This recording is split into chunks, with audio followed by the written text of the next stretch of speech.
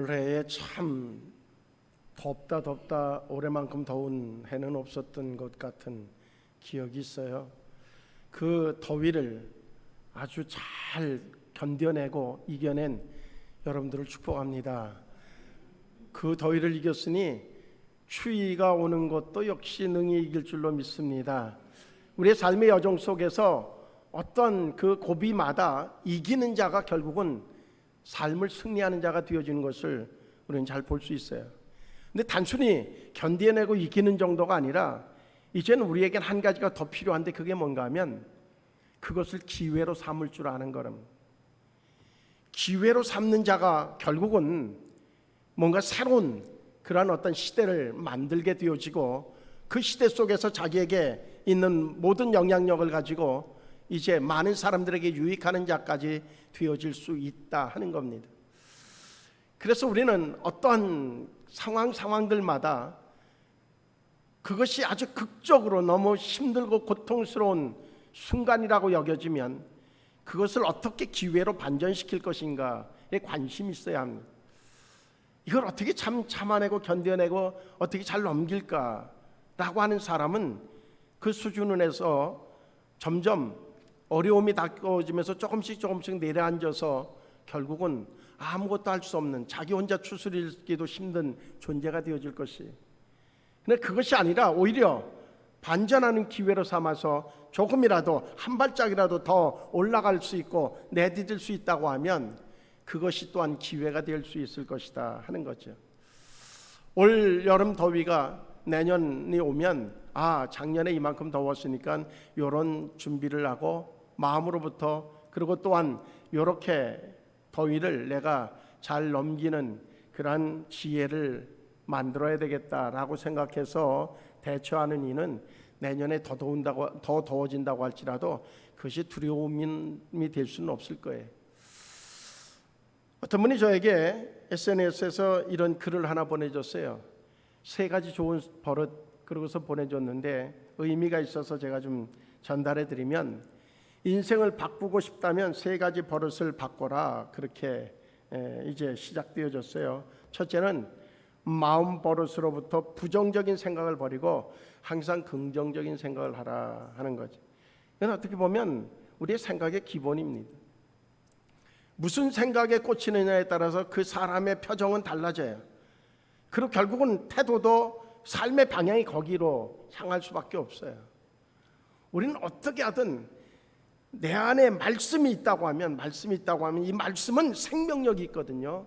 그러니까 이 말씀에다가 모든 상황들을 집어넣어서 이 말씀으로부터 들려지는 반응을 가지고 우리가 생각의 방향을 잡으셔야 돼요. 그래서 조금 전에도 말씀드린 것처럼 위기가 왔다, 이거 어떻게 모면할까? 그러면 그는 거기에 붙잡혀서 결국 끌려다니다 끝나요.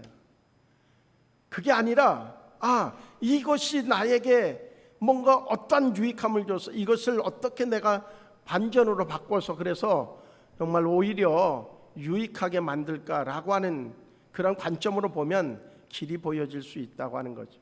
그러니까 생각은 항상, 그런데 그것이 나의 의지 그리고 내가 가지고 있는 스펙, 어떤 실력, 그리고 사람과의 인과관계, 이것에서 출발하면 또 한 번의 큰 실패를 경험할 수도 있어요.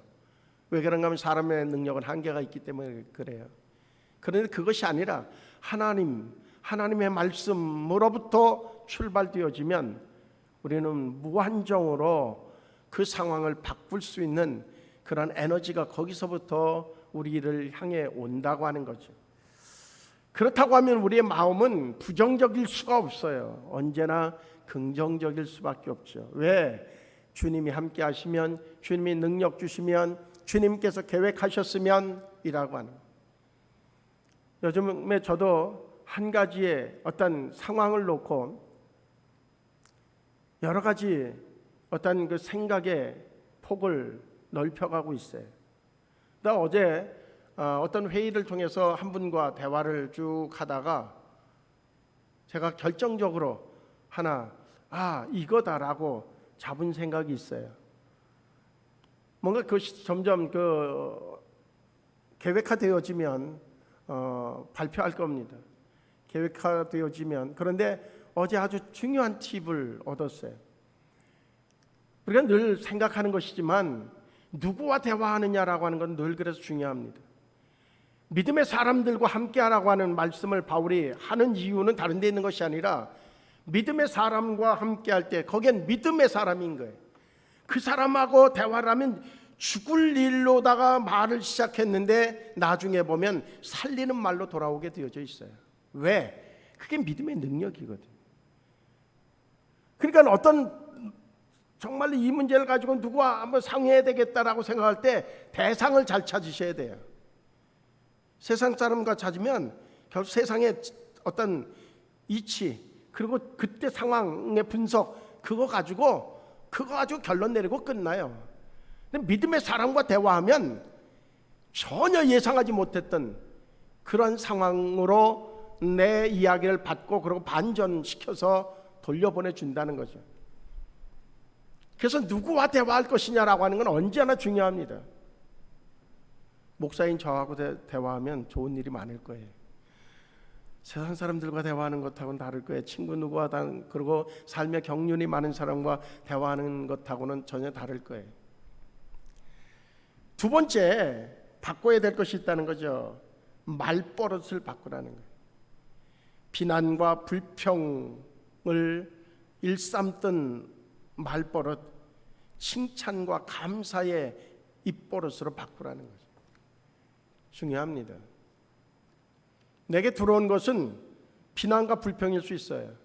내게 나가는 얘기도 똑같게 동일하게 오히려 얹어가지고 준다 그러면 그 사람은 소망을 찾을 수 없어요. 그런 사람에게는 소망을 찾을 수 없어요. 그것이 아니라 오히려 칭찬과 감사로 상대방을 놓고 얘기할 때 그 사람이 칭찬받을 만하기 때문이 아니에요. 내가 칭찬받아야 될 사람이 되어야 되기 때문에 칭찬하는 거예요. 감사할 수 있는 게 그 사람이 감사하기 때문이 아니에요. 내가 감사받을 사람이 되어야 되기 때문에 감사하는 거예요. 동기가 다른 거예요. 많은 사람이 얘기해요.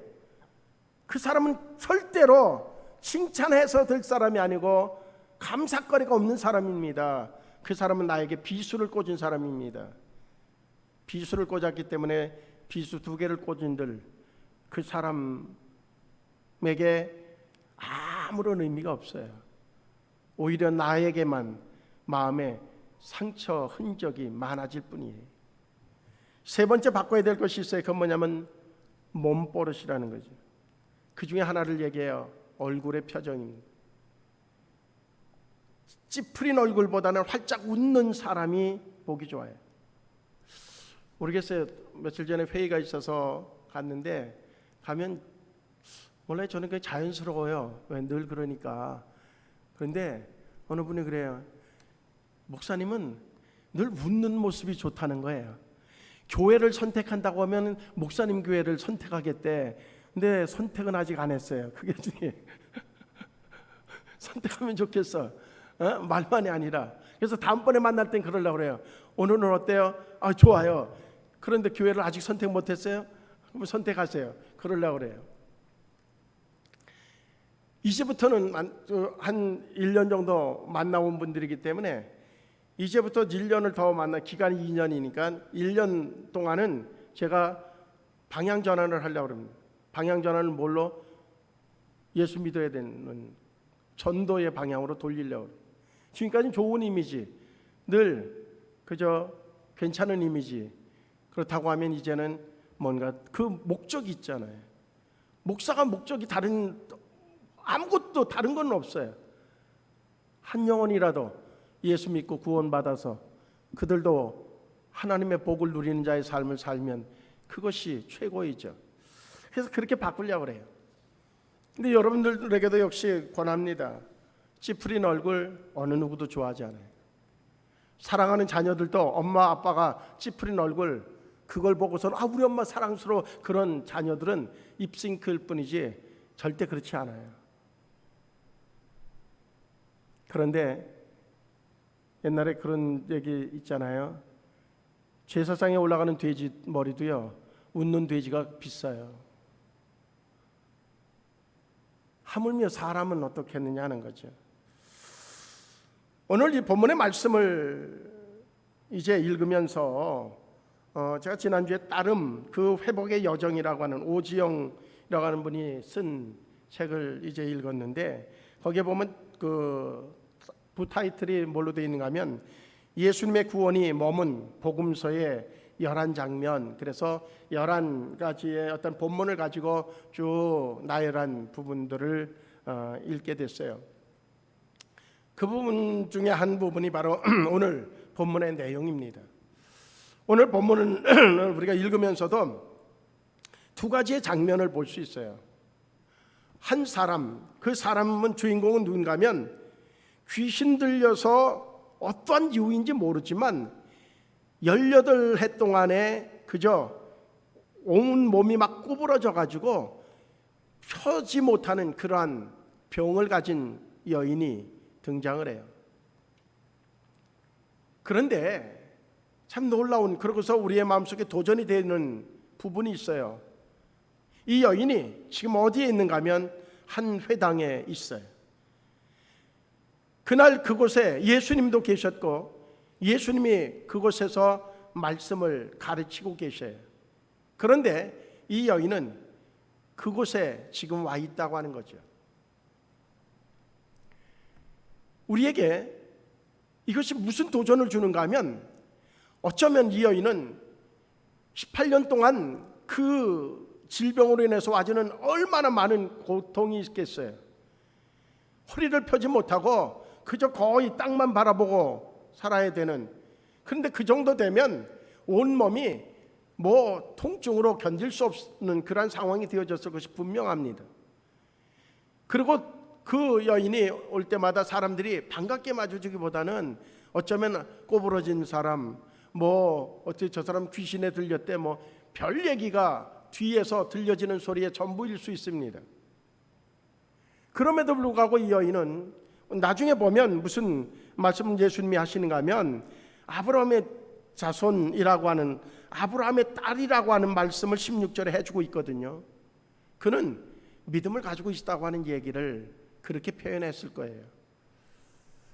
그럼에도 불구하고 그러한 어떤 육체를 가지고, 그러니 그 삶의 모습은 안 봐도 필요한 것에 있어서 절반도 채우지 못하는 빈궁함이 그 여인의 삶에 배어 있을 것이 분명해요. 교회에 왔을 때에 주변의 사람들, 교인들은 어떤 반응이었을까 생각해 보시기 바라요. 우리 교회에 그런 분이 계시다고 하면 우리는 어떤 반응일까 하는 거죠. 찾아가서 오히려 예배 시간 전에 준비하라고 그러고 가서 같이 손을 잡고 와서 같이 예배하고 같이 대화하고 말씀을 나누고, 평상시에도 역시 신경을 써서 그저 도움이 될 것은 뭐가 없는가, 집안 청소라도 한번 해주면 좋지 않겠는가, 뭔가 그렇게 하면서 그의 마음속에 정말 이것이 바로 그리스도인의 사랑이야, 이것이 바로 하나님의 나라인 것이야, 이것이 바로 교회지 라고 얘기할 수 있는 그런 교회인가 우리는. 저 사람 왜 날마다 이렇게 꼬질꼬질해?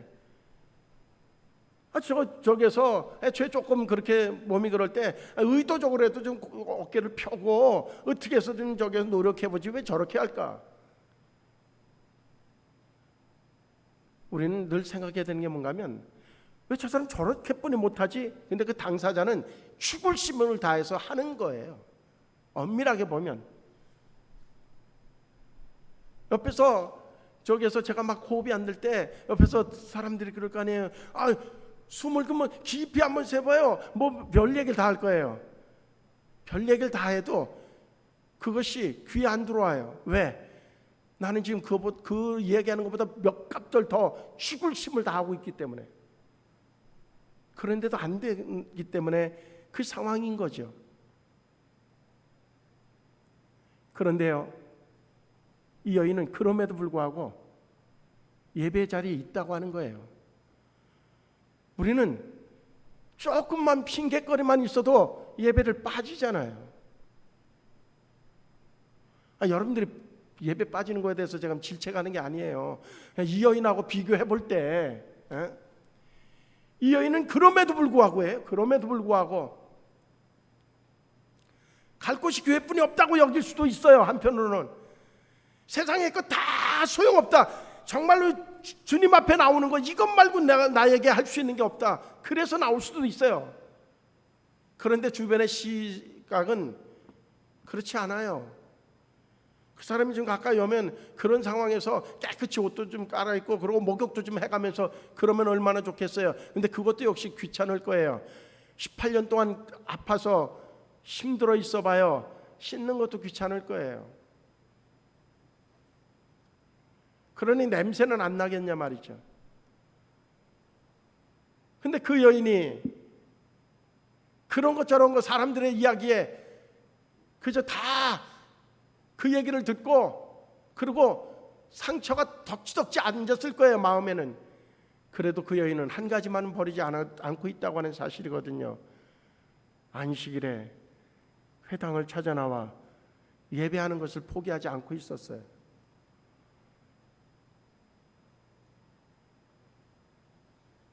우리는 이 여인과 같이 꼬부라진 데가 없고 마음에 상처 입을 일이 없고 그래서 우리는 하고 싶은 대로 하고 있는지도 몰라요.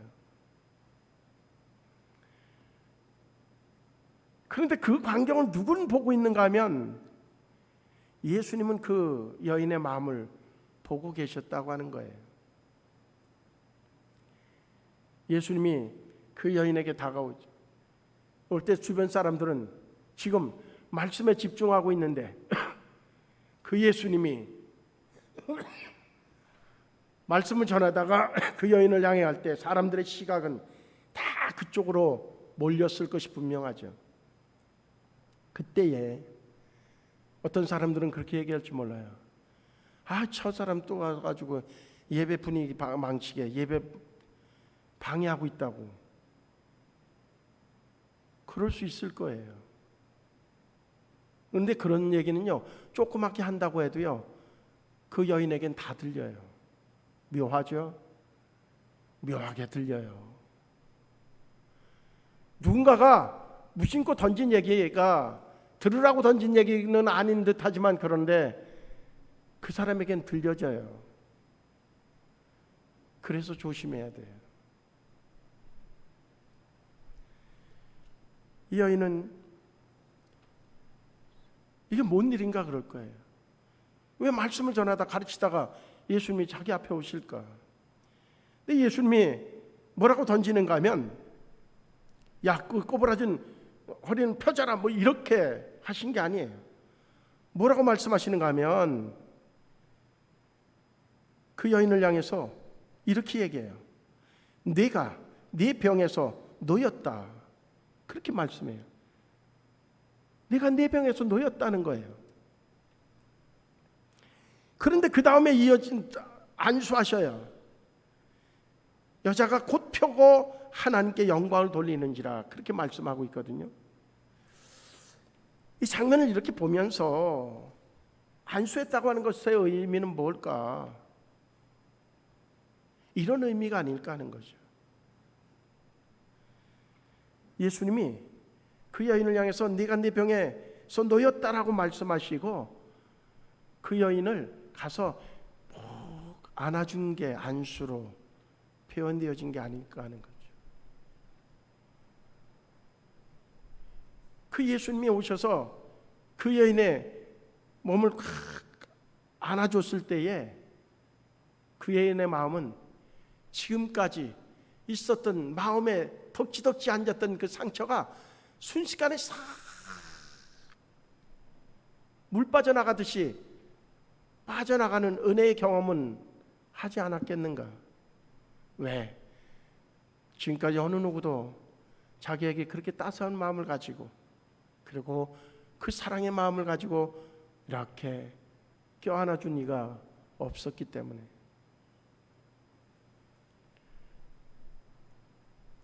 곧 허리를 펴고 하나님 앞에 영광을 돌리는데 14절에 가면 이런 얘기가 나와져요.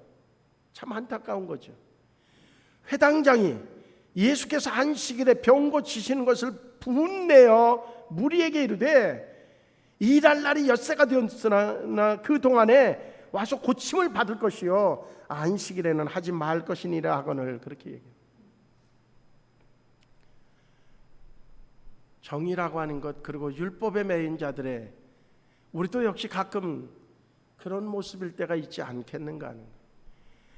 언제든지 자기는 늘 자기에게 잣대를 댈 때는 부드러운데 남에게 잣대를 댈 때는 아주 그냥 단어의 의미대로만, 의도하는 대로만 적용을 해가면서 오히려 자기가 의로운 존재라고 하는 사실을 드러내는 그러한 모습으로의 질책, 이러한 어떤 태도는 우리에게 없는가 하는 거죠. 그 여인을 바라보면서, 그 상황을 바라보면서 두 가지의 마음이 동시에 와져야 옳은 것이 아닐까.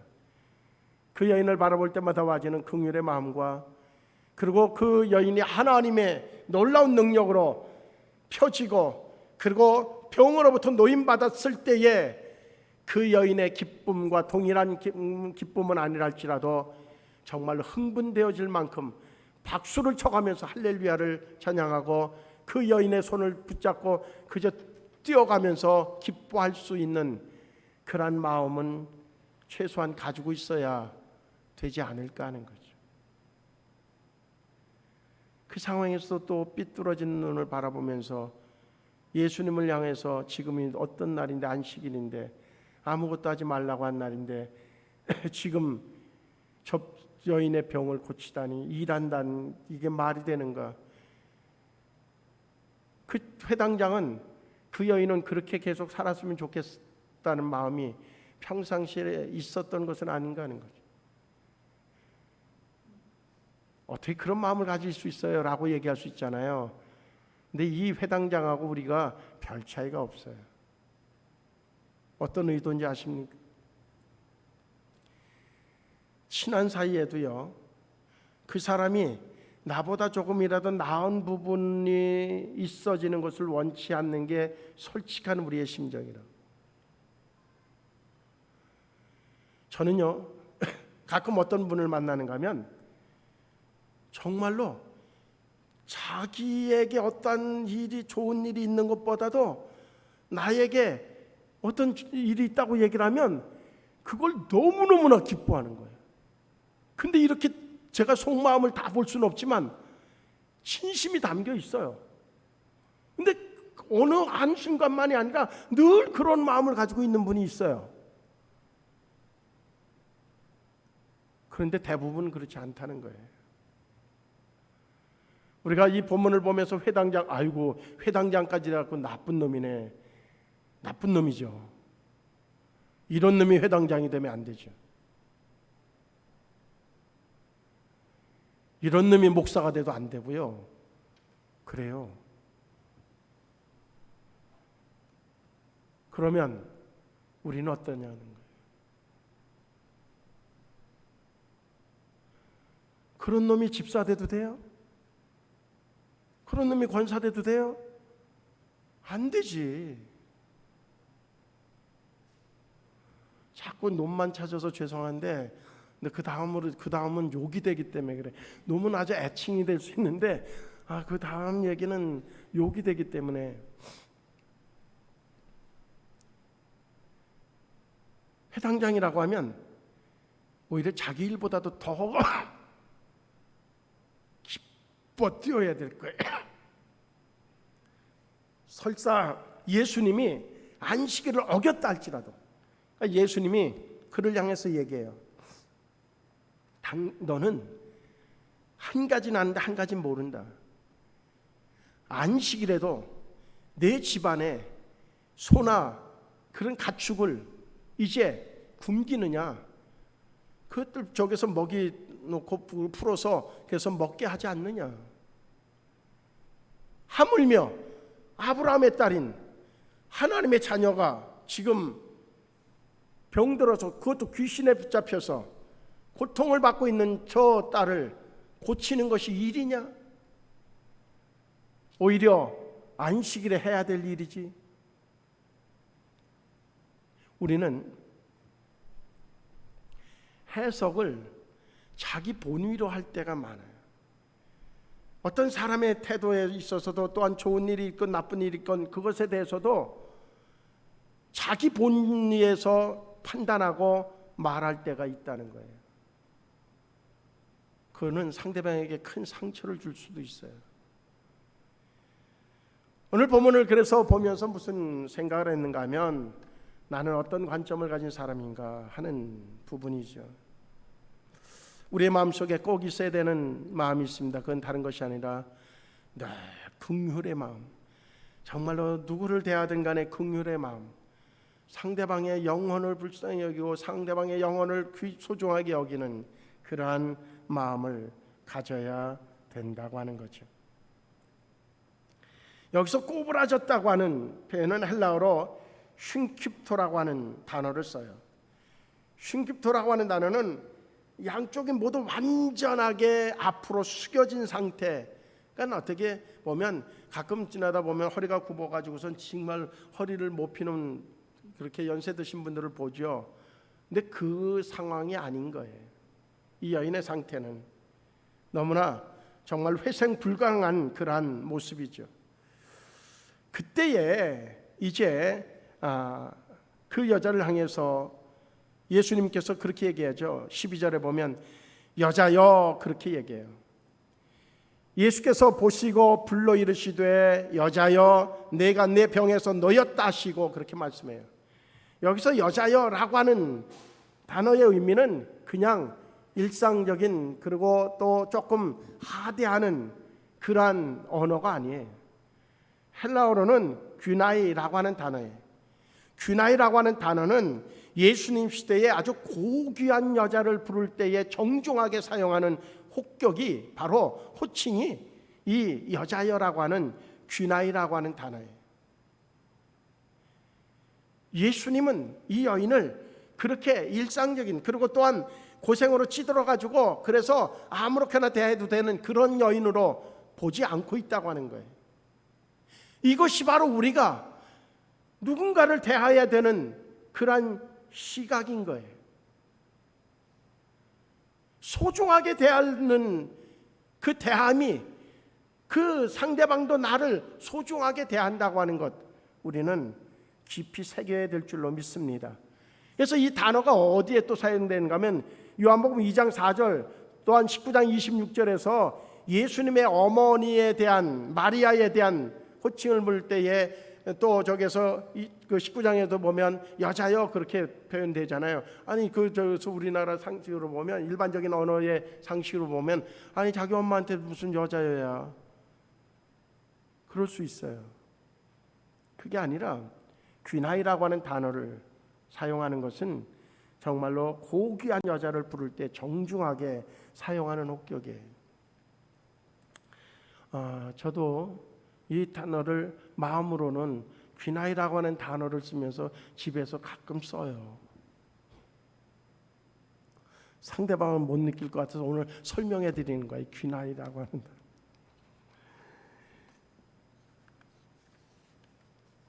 그 단어의 위력이 있어요.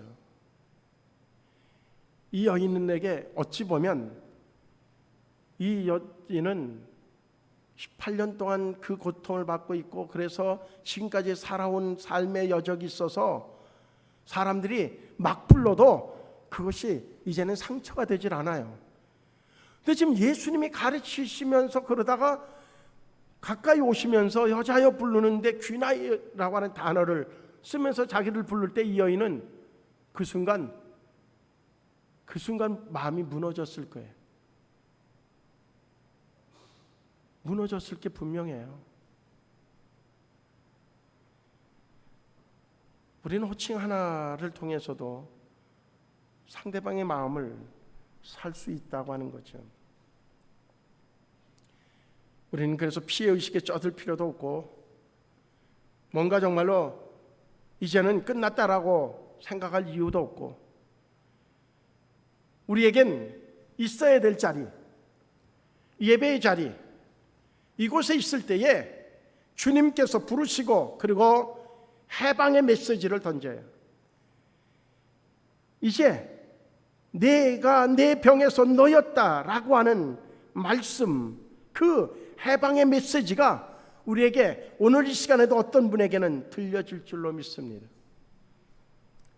뭔가 영적으로 또한 생각의 부분에서 그리고 또한 육신적으로 뿐만 아니라 삶에 뭔가 우겨쌈을 당하여서 그래서 막 꼬이고 꼬여있는, 구부러져서 펼 수도 없는 그런 상황에 있는 어떤 누구에게는 바로 이 통일한 음성이 들려질 줄로 믿습니다.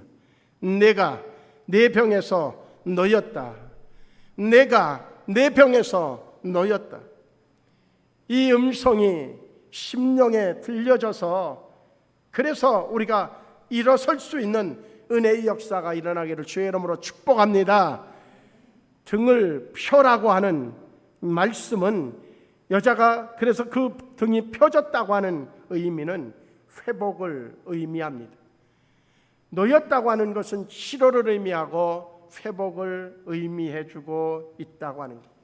이제 그 여인의 주인은 완벽하게 달라진, 마귀 사탄이 그를 18년 동안 쥐고 있었지만 그 순간 이제 완벽하게 그들에게로부터 노임받고 그리고 이제는 하나님에게 붙들린 자, 그래서 아브라함의 딸로서의 삶을 누릴 수 있는 그런 완벽하게 회복되어지고 세워지는 은혜를 얻게 되어진 존재가 되어졌다고 하는 사실을 우리가 깊이 생각하면서 우리는 오늘 본문을 통해서 첫째는 무엇보다 내가 나의 삶 속에 계신 그분을 통하여서 나는 언제든지 모든 이들을 긍휼의 마음을 가지고 그리고 말씀의 선포를 통하여서 회복시키는 자의 삶을 사는 주인공이 되어야 되겠다. 두 번째로는 진정으로 어느 상황에서든 간에 주님 앞에 있어서 그래서 주님이 나에게 내가 내 병에서 노임받았다고 하는, 놓였다고 하는 그 말씀의 음성이 내게 들려져서 매 순간순간마다 회복의 역사와 세워짐의 은혜로 살아가는 주인공이 되어야 되겠다. 그와 동시에 나는 언제든지 긍휼의 마음을 가지고 많은 사람들이 유익하게 되어지는 그것을 함께 기뻐할 수 있는 마음을 가지고 살아가는 나의 삶이 되어야 되겠다고 하는 그런 마음의 결단이 오늘 이 시간 있어지기를 주의 이름으로 축복합니다. 하나님은 이 시간에도 우리를 회복시키기 원하십니다. 그뿐만 아니라 우리가 회복된 자들과 함께 기쁨을 함께 누리는 자가 되어지기를 원하고 계십니다. 이 여인이 그 어떤 상황에도 하나님의 날 안식일에 하나님의 성전을 지켜내는 이 정말로 변하지 않는, 하나님을 향한 마음에 변하지 않는 그 모습이 그의 때에 이르렀을 때에 많은 사람들에게, 오늘 17절에 중요한 얘기를 합니다. 반대하는 자들에게는 부끄러움이 되어지지만 그러나 온 무리는 그가 하시는 모든 영광스러운 일을 기뻐하였다라고 하는 것을 통해서 우리는 늘 이곳에서 하나님이 이루시는 일을 통해서 함께 기뻐할 수 있는 무리가 되어질 수 있기를 주의 이름으로 축복합니다.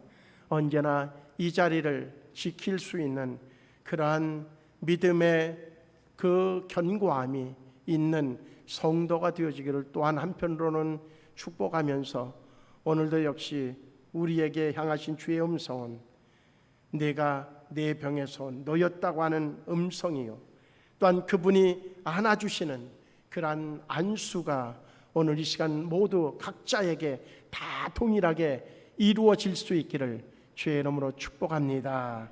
기도하시겠습니다. 좋으신 하나님, 하나님의 은혜는 오늘 이곳에 임하였음을 믿습니다.